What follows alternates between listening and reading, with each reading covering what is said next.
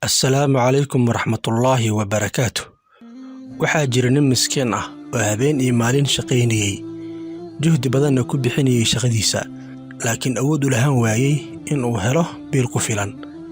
Maalin maalmaha ka mid ah ayuu istaagay albaabka gurigiisa, wuxuuna hamiyey inuu ka cararo nolosha kadeedka badan ee dhan walba ka hareeraysay, waayo wuxuu kari waayey inuu carruurtiisa siiyo nolol wanaagsan, bal wuxuu awoodi waayey inuu u keeno cunto wanaagsan. Intii uu sii socday dariiqa ayuu bilaabay inuu isla hadlo, kana fakaro ciyaalkiisii oo kaga soo tagay cunto la'aanta. Laakiin wuxuu soo xasuustay Allah inuusan hilmaamaynin addoonkiisa meel kastaba ha joogay. Asagoo xaaladaasi ku jira isla markaana lugaynaya waddada ayuu maqlay shanqar. Kadibna wuxuu eegay dhanka shaqarta ka xigtay, isla markiiba wuxuu arkay nin aan dhaqaaqi karin, dhanka kalena ooyaya. Wuxuu u tagay ninkii, wuxuuna ku dhahay, maxaad la barooranaysaa? Ninkii ayaa ku jawaabay, waxaa iga tegay xasuusta oo ma xasuusan karo daqiiqad ka hor waxa aan sameeyey. Ninkii miskiinka ahaa ayaa waday ninkii xasuusta ka tagtay, wuxuuna keenay gurigiisa.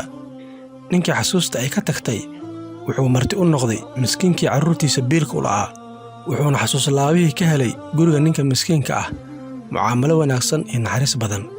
Maalin maalmaha ka mid ah ayaa ninkii miskiinka ahaa iyo xasuus laabihii si wadajir ah u shaqo tageen. Intii ay sii socdeen dariiqa ayaa waxaa ka hor imaaday koox askar ah, waxayna salaameen ninkii xasuusta ay ka tagtay, waxayna ku dhaheen, aabbaha ayaa na soo diray oo in muddo ah ayaan ku baadigoobaynay. Hadda waa in aad noo raacdaa qasriga boqortooyada. Ninkii xasuus laabaha ahaa waxaa la geeyey qasrigii, waxaana loo sheegay inuu yahay wiilka keliya oo u dhalay boqorka, sidaa daraaddeedna yahay dhaxal sugaha taajka boqorka.